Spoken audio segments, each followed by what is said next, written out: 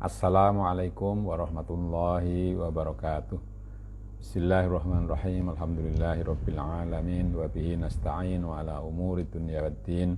Wassalatu wassalamu ala asyrafil anbiya'i wal mursalin sayyidina Muhammadin wa ala alihi wa sahabatihi ajmain. Saudara, marilah kita baca suratul Fatihah untuk Kiai Soleh Darat yang bukunya kita pelajari pada malam hari ini. Lahul Fatihah. A'udzubillahi minasyaitonir rajim. Bismillahirrahmanirrahim. Alhamdulillahi rabbil alamin.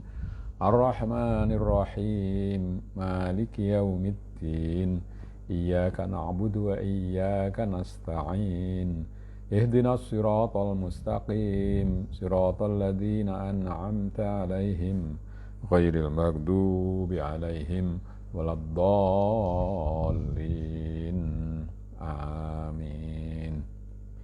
Ya, Saudara, kemarin kita sampai pada sudah selesai cerita tentang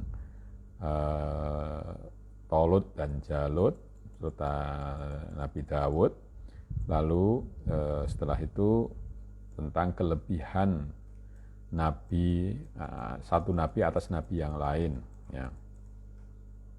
Kita masih pada masalah itu, yakni tentang kelebihan satu orang atas orang yang lain, yang itu disebabkan oleh cahaya.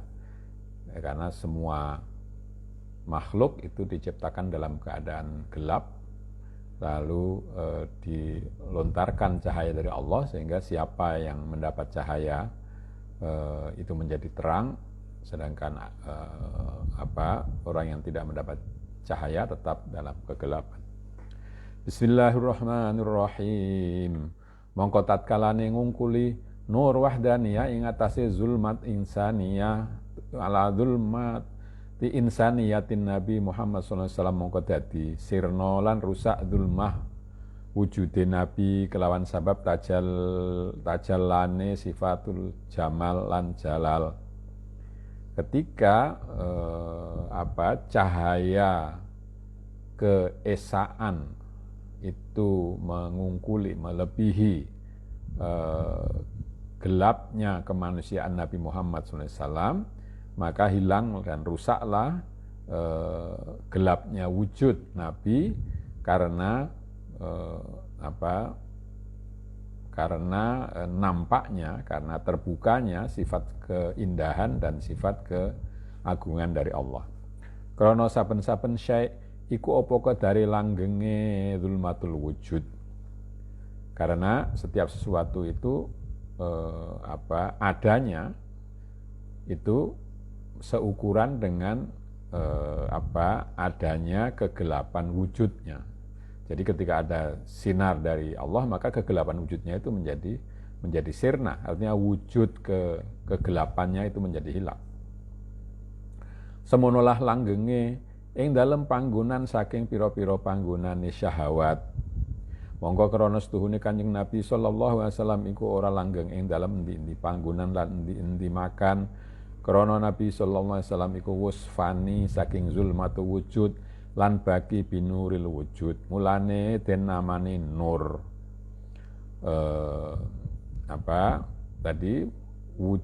Wujud ya. Jadi selama wujud itu dalam gelap, ya wujud itu ada, tapi nanti ketika datang cahaya, maka wujud yang bersifat gelap itu akan hilang. Demikianlah syahwat juga begitu, ketika datang terang maka itu hilang juga. Nabi Muhammad itu tidak tidak menetap pada suatu tempat, ya, karena Nabi sudah fana, sudah lenyap dari kegelapan wujud dan baki binuril wujud, dan dia bakok atau abadi di dalam cahaya atau dengan cahaya wujud. Mulane den namanya nur, karena itu Nabi Muhammad SAW dalam Al-Quran juga disebut cahaya. Dalam firman Allah, Qad ja'akum minallahi nurun wa kitabum mubin. Telah datang kepada kalian cahaya dan kitab yang menjelaskan. Yang dimaksud dengan cahaya di sini adalah Nabi Muhammad. Mongko artine nur iku Muhammad lan kitab iku Quran. Fafham faghtanim fa innaka la tajidu hadhil ma'ani illa hahuna. Jadi yang dimaksud dengan nur dalam ayat itu adalah Nabi Muhammad SAW, sementara kitab adalah Al-Quran. Maka pahamilah dan ya ambillah sebagai keuntungan, karena kamu tidak akan mendapatkan makna itu kecuali di sini.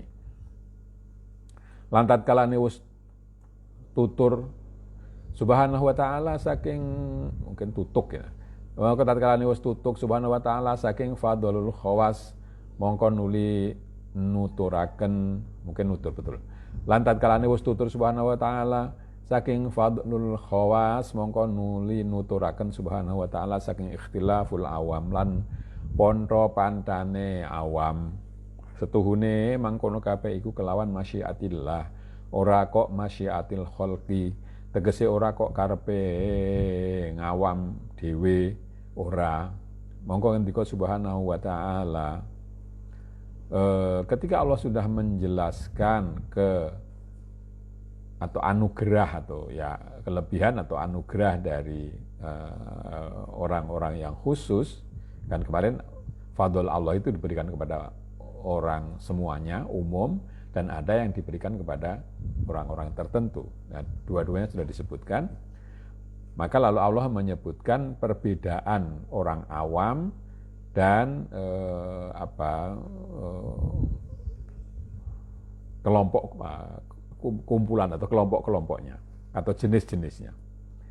Sesungguhnya itu semua dengan kehendak Allah, bukan karena kehendak makhluk.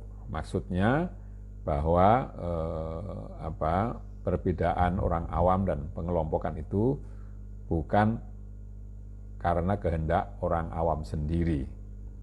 Maka lalu Allah berfirman, walau sya'allahu maqtatal ladzina min ba'dihim min ba'di ma ja'atuhumul bayyinat walakin ikhtalafu faminhum man amana wa minhum man kafar walau sya'allahu maqtatalu walakinnallaha yaf'alu ma yurid. Lan lamun kersa Allah Subhanahu wa taala ing yen to nuduhaken ing manungsa kabeh, mongko yekti ora padha sulaya manungsa kabeh. Kalau Allah berkehendak, maka pasti Allah akan memberi petunjuk kepada semua orang, ya. Artinya membuat orang mengikuti perintahnya, sehingga orang tidak berbeda pendapat. Oleh padha sulaya sawuse wis teka ing manungsa kabeh apa ayat kang tela-tela kang nuduhaken wahdaniyatillah. Perselisihan itu terjadi ketika tanda-tanda yang jelas, yang terang benderang itu sudah datang kepada mereka, menunjukkan bahwa Tuhan itu satu. Lan tetapi ini padha sulaya manungsa kabeh krana den kersani Allah ing mangkono sulaya. Tetapi orang berbeda-beda pendapat dalam hal itu karena memang Allah sendiri menghendaki perbedaan itu. Mongko setengah saking manungsa iku mongko ana ingkang mantep imane sakwise ilange rusule, lan setengah manungsa iku ana ingkang padha kufur kaya kaum Nasara kufur sakwise Nabi Isa. Ya. Artine sakwise ilange Nabi Isa, setengah atau sebagian dari manusia itu ada yang mantap imannya walaupun Rasulnya sudah meninggal. Tapi sebagian lain ada yang menjadi kufur, menjadi kafir setelah ditinggal oleh nabinya. Di sini disebutkan seperti kaumnya Nabi Isa. Maksudnya setelah Nabi Isa tidak ada, lalu sebagian orang pengikutnya itu menjadi kafir. Lan lamun kersa Allah mongko yekti ora ana padha sulaya ing dalam perkara agamane, mongko ana sulayane kelawan kersane Allah Subhanahu wa taala. Ya kalau Allah berkehendak, maka tidak ada perbedaan di dalam masalah agama itu. Tetapi memang Allah menghendaki bahwa mereka berbeda-beda. Lan tetapi nestuhune Allah Subhanahu wa taala agawe barang kang sak kersane saking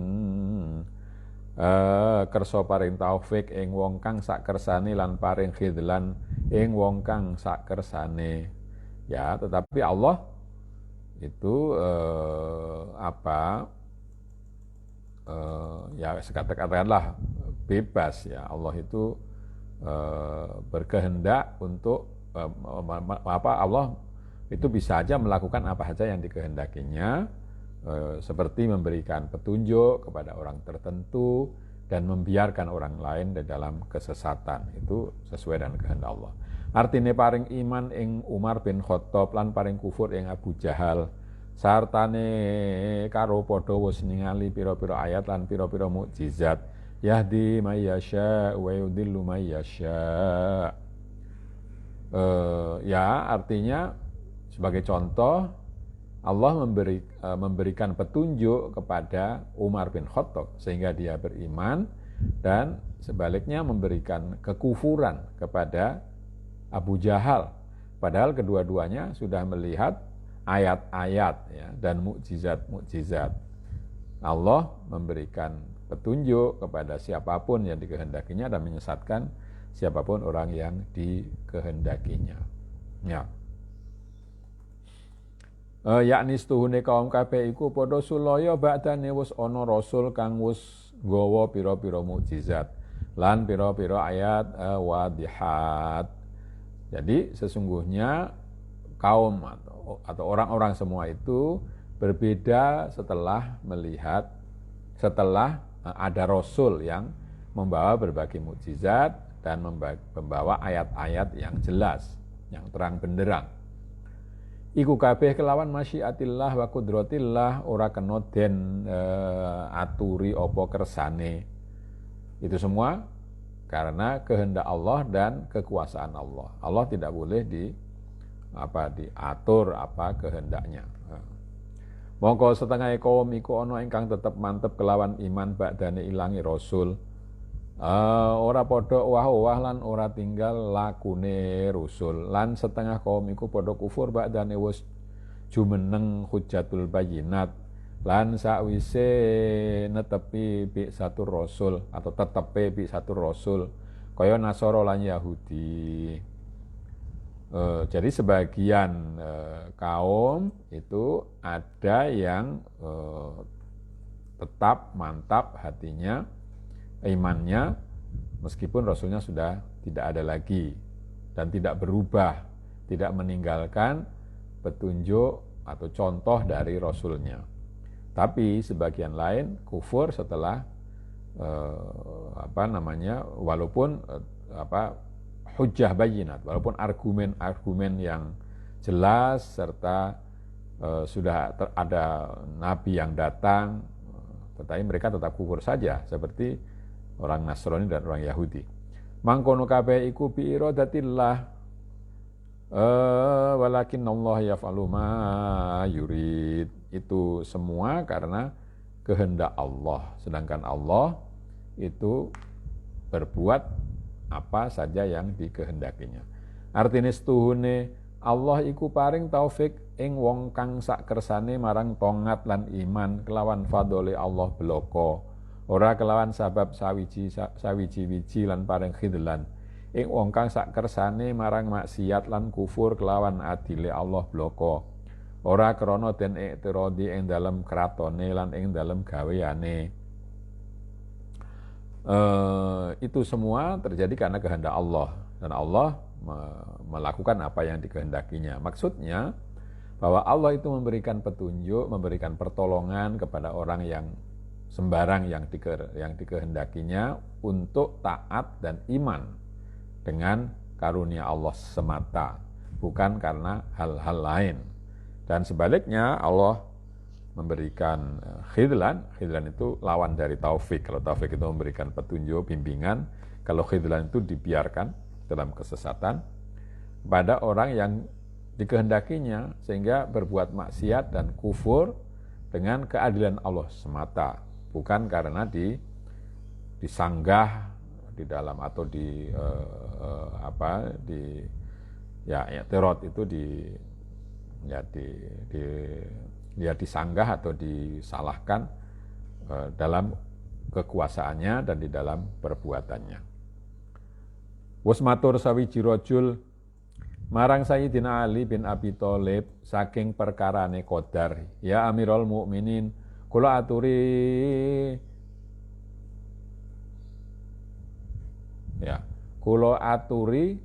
merentini kawula saking perkarane qadar. Mungkin maksudnya aweh ngerti ya, merintini. Ini bahasa yang saya sendiri tidak pernah mendengar ya. Kawula aturi merintini kawula saking perkarane qadar. Mongko ngendika utahe qadar iku dedalan ingkang peteng, mongko aja ngambah sira ing thariqul qadar. Salah seorang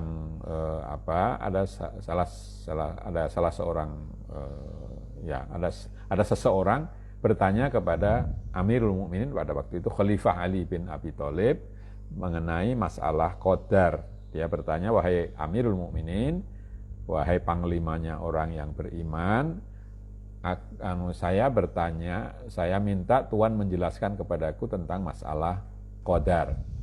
Maka lalu jawab Khalifah, qadar itu adalah jalan yang gelap, maka kamu tidak usah melewati jalan qadar. Mongko nuli matur malih, menapa niku thariqul qadar? Mongko nuli ngendika malih utawi thariqul qadar iku segara ingkang jero. Mongko aja manjing sira ing segara. Orang itu lalu bertanya, apa itu thariqul qadar? Jalan qadar itu apa? Maka lalu Khalifah menjawab, jalan qadar itu adalah lautan yang dalam, kamu tidak usah masuk ke dalamnya. Mongko matur malih ambal kaping 3, mongko nuli ngendika malih Sayyidina Ali, utawi qadar iku sirrullah ingkang samar ing atase sira, mongko pomo-pomo aja mbuka sira lan aja ngedhahirna sira ing qadar. Lalu orang itu tanya lagi sampai 3 kali. Maka lalu Khalifah akhirnya berkata, qadar itu adalah rahasia Allah yang samar, yang tidak jelas atas kamu. Maka janganlah kau coba untuk membukanya, dan janganlah kamu zahirkan, jangan kamu lahirkan masalah qadar ini. Alhasil ora wenang bahas qadar, tatkalane tinutur qadar mongko umpeten, aja sira tutur-tuturaken.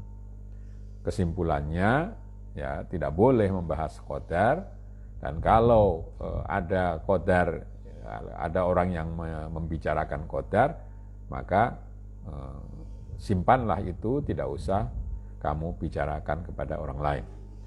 Iki ayat ora ono maknane al-isyari krana wis dhahir. Ayat ini tidak ada makna isyarinya karena sudah jelas.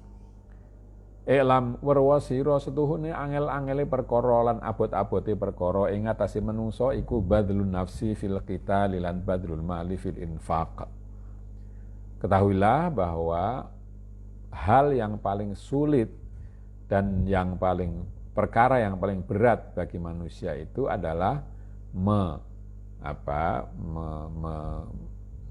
menafkahkan atau memberikan jiwa di dalam perang, atau memberikan hidup di dalam peperangan sehingga menjadi mati, atau memberikan uang dalam infak. Tegese nafakahaken roe ing dalam jihad lan nafakahaken artane ing dalam taatillah. Maksudnya adalah menafkahkan rohnya, menafkahkan hidupnya di dalam jihad, dan menafkahkan hartanya di dalam taat kepada Allah. Itu hal yang sulit. Maka tatkalane ono ayat ingkang wis dihin iku perintah badlun ruh fil qital, mongko sarane mengkono mongko dadi perintah Allah taala infaqul mal ing dalam taat.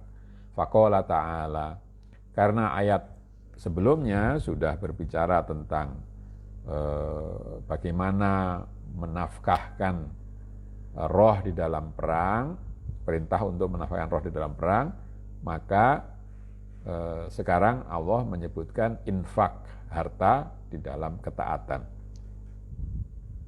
Faqala ta'ala, Ya ayyuhalladzina amanu anfiqu mimma razaqnakum min qabli an ya'tiya yaumun la bay'un fihi wala khullatu wala syafa'ah wal kafiruna humudz zalimun. He eling-eling wong kang wis padha ngimanaken ing Allah lan Rasul kabeh padha nafakahna sira kabeh saking barang kang wis paring rezeki ingsun ing sira kabeh, tegese padha awaya zakat sira kabeh. Ingat-ingatlah wahai orang yang sudah beriman kepada Allah dan Rasul-Nya, nafkahkanlah atau berikanlah olehmu barang atau bagian dari barang yang sudah aku berikan sebagai rezeki atas kamu. Maksudnya berikanlah zakat oleh kalian semua. Oleh nafakahaken saking sadurunge teka dina kiamat kang ora manfaat ing dalem iku dina panebus lan ora manfaat malih sanak pawong utawa mitra karuh. Lan ora manfaat malih syafaate wong kang syafaat yen ora kelawan idine Allah Subhanahu wa taala. Kau nafkahkan itu sebelum datangnya hari kiamat yang pada hari itu tidak bermanfaat lagi tebusan dan tidak bermanfaat kawan ya atau sanak pawong utawa mitra karuh. Nah itu saudara atau keluarga maupun kawan. Dan tidak bermanfaat syafaat atau mungkin kalau syafaat itu sekarang pemberian kemudahan gitu ya oleh orang yang memberikan syafaat ya, kalau bukan karena izin Allah Subhanahu wa taala. Jadi mumpung masih belum mati, belum datang hari kiamat, bersedekahlah gitu.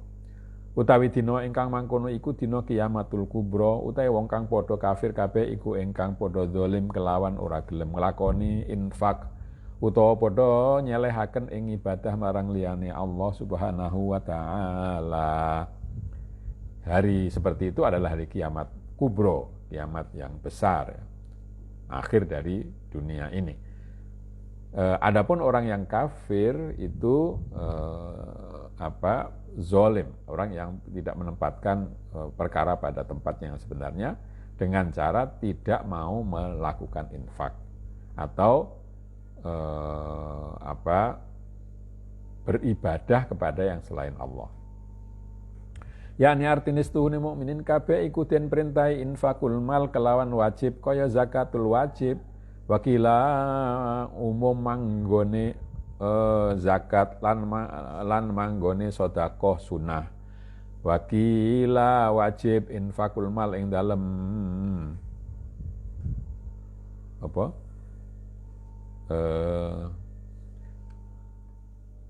ini mungkin saya salah tulis atau bagaimana.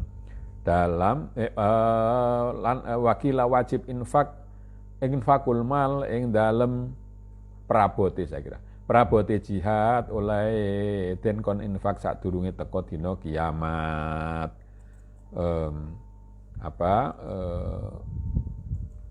Artinya bahwa orang mukmin semua itu diperintah untuk menafkahkan harta dengan wajib, yaitu zakat.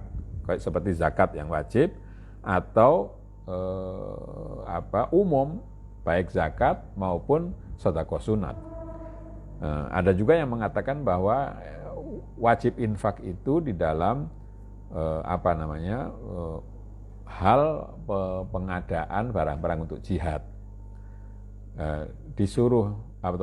Disuruhnya infak itu sebelum terjadinya hari kiamat. Jadi agar infak itu masih berguna.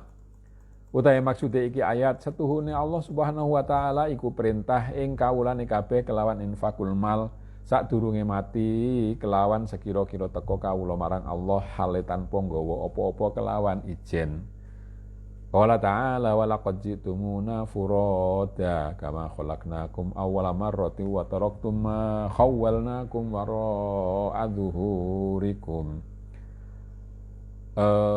Maksud dari ayat ini adalah bahwa Allah Subhanahu wa taala itu memerintahkan kepada hambanya semua untuk menafkahkan harta sebelum mati. Ya.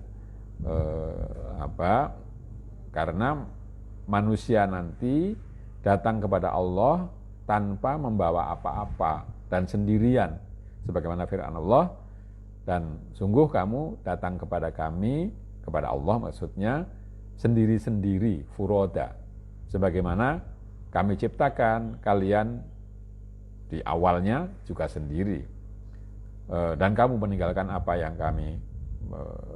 yang kami berikan atau kami titipkan kepadamu, wara'a dhuhurikum, ya ditinggal. Jadi kita punya mobil, punya harta, punya sanak kerabat, semuanya ditinggal. Kita menghadapkan Allah itu sendiri. Oleh karena itu nafkah itu diperintahkan untuk dilakukan, atau infak itu diperintahkan untuk dilakukan sebelum meninggal. Karena kalau sudah meninggal sudah tidak ada lagi yang bisa dinafkahkan itu. Ngendika ba'duhum alhamdulillah. Allah Subhanahu wa taala ngendika wal kafiruna humuz zalimun.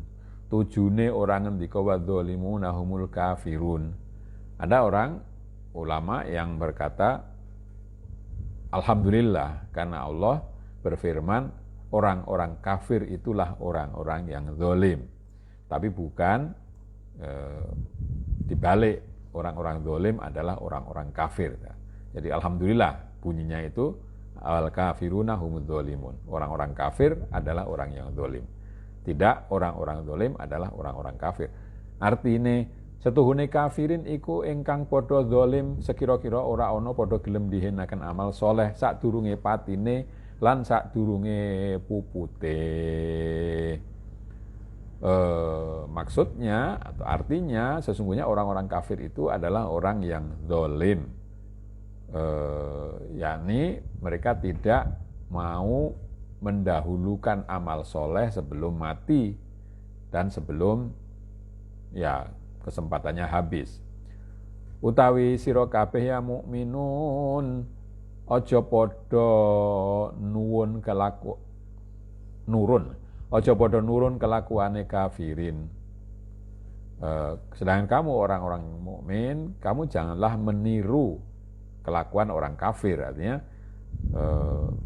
tidak mengikuti tidak mau berinfak sebelum mati. Wakila zalimin kafir iku sabab nyono-nyono setuhune berhalane iku bisa aweh syafaat utawa setuhune ghairullah iku bisa aweh manfaat. Mongko mengkono iku zalim lan mengkono iku kelakuane kafirin ora mukminin. Dan ada yang pendapat kenapa orang kafir disebut zalim itu karena orang kafir itu mengira berhalanya bisa memberikan syafaat, memberikan pertolongan lepas dari hukuman.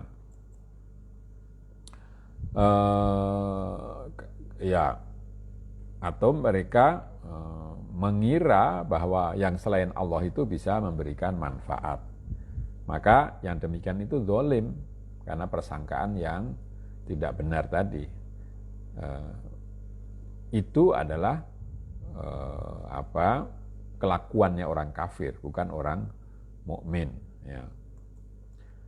Elam setuhune adatullah subhanahu wa ta'ala yang dalam iki kitab Al-Karim iku ngumpulaken antarané ilmu tauhid lan ilmu ahkam lan ilmu qasas. Ana dene paedahe nyebutaken ilmu qasas iku ana kalane krana netepaken ilmu tauhid utawa arah nguwataken ilmu ahkam lan taklif. Mongko ngolah ngalihe cerita iku dadi sregep ing atase menungso kabeh, dadi ora bosen. Ketahuilah bahwa dalam Al-Qur'an biasanya Allah dalam kitab Quran itu biasanya mengumpulkan antara ilmu tauhid, ilmu hukum, dan ilmu kisah atau ilmu di sini maksudnya pengetahuan. pengetahuan tauhid, pengetahuan hukum, pengetahuan cerita itu dikumpulkan dalam Al-Quran. Manfaat menyebutkan kisah itu adalah untuk bisa jadi untuk memperkuat tauhid atau memperkuat hukum dan pembebanan. Ya, jadi berpindahnya cerita itu membuat orang ya tidak bosan, membuat orang masih mau mendengar karena ceritanya ada cerita yang berubah gitu, ada cerita yang berbeda satu dengan yang lain, itu lalu orang lebih tertarik untuk mendengarkan. Saiki sarehne ngarep wis nuturaken ilmul ahkam lan ilmul qasas lan maka mertilaken Allah taala ing ilmu tauhid kang iya iku maksudi temurune Quran lan irsalur rusul. Karena di depan sudah disebutkan ilmu hukum dan ilmu qisah, maka di sini Allah menjelaskan ilmu tauhid yang maksudnya adalah turunnya Al-Quran dan pengutusan Rasul. Ya.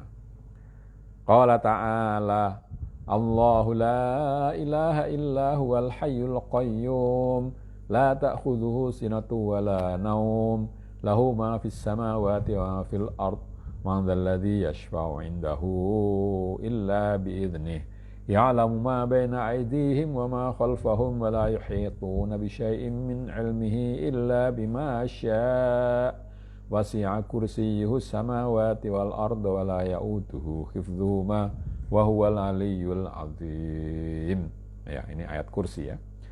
Utawi Allah iku zat ingkang ora ana sinembah angin iku Allah, zat kang wajib wujude, kang langgeng uripe lan langgeng wujude, ingkang banget ing dalem oleh jumeneng kelawan mertelaaken kawulane kabeh kang ora ngalap ing Allah apa ngantuk lan ora turu. Allah adalah zat yang tidak ada yang disembah selain Dia. Zat yang wajib wujud, yang terus abadi hidupnya dan wujudnya. Jadi tidak hilang, tidak lenyap. Yang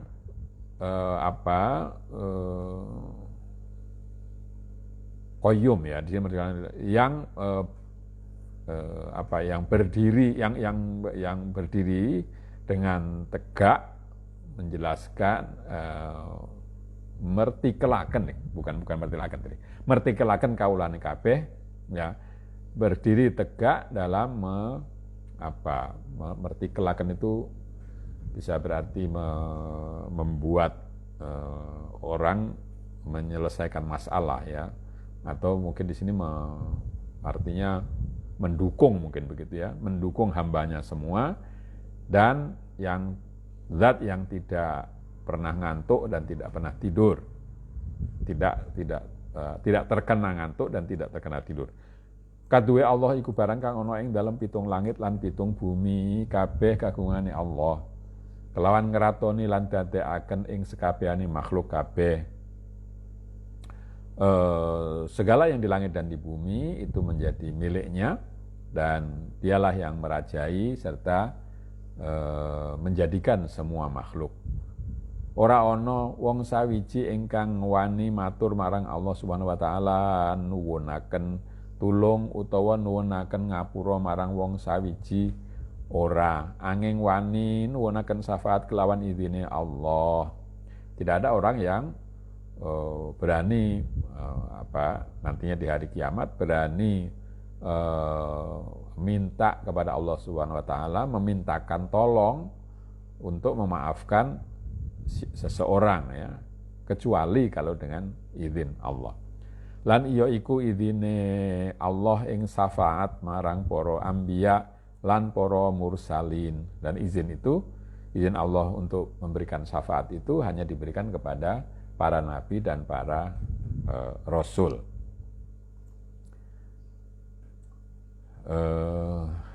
Mungkin satu alinea lagi ya. Lan malih sifati Allah iku zat ingkang ngudanani barang kang hadir saking perkara donya lan barang kang ono ing burine saking perkara akhirat. Dan sifat Allah itu adalah mengetahui apa yang ada dari perkara dunia dan yang belum ada dari masalah akhirat. Lan ora ana padha weruh makhluk kabeh ing sawiji-wiji saking ilmune Allah utawa maklume Allah, angin weruh kelawan barang kang wis ngersakaken Allah Subhanahu wa taala ing yen to meruhaken ing iku maklum marang setengahe kawulane lan iya iku anbiya lan mursalin. Anbiya lan mursalin. Beliau atau Allah mengetahui semua yang ada, dan sedangkan makhluk itu tidak ada yang mengetahui ilmunya Allah atau apa yang diketahui oleh Allah, ya, kecuali yang dikehendaki Allah untuk dibukakan kepada sebagian hambanya, ya, yaitu para nabi dan para utusan. Wus amot ngelmune Allah ing pitung langit lan pitung bumi, lan ora ngabotaken ing Allah, tegese ora abot lan ora samar munggu ing Allah ngreksane pitung langit lan pitung bumi. Ilmu Allah itu meliputi semua langit, 7 langit dan 7 bumi, dan hal itu tidak akan membuat Allah berat, ya, tidak memberatkan Allah. Maksudnya menjaga maksudnya tidak berat dan tidak samar bagi Allah menjaga 7 langit dan 7 bumi itu. Lan iya Allah iku zat kang luhur tur kang agung, tegese ingkang murba wisesa ing atase makhluk kabeh, tur kang persifatan jalal lan kamal. Dan Allah itulah zat yang maha tinggi serta maha agung, maksudnya yang murba wisesa itu artinya